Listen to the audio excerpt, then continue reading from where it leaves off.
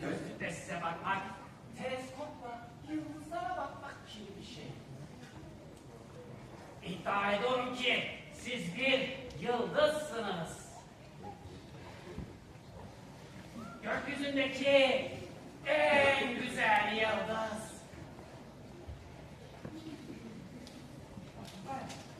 Hiç ben bakmıyor. Sanki ben de başka bakacağım.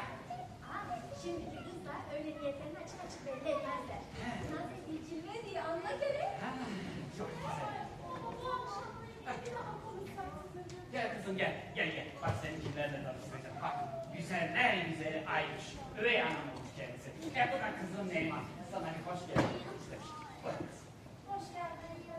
Merhaba, hoş bulduk. Bu ziyareti yapmakta oldukça geç kaldım. Kusura bakmayın. Olur mu öyle şey? Asıl siz kusura bakmayın. Ben daha geç kaldım.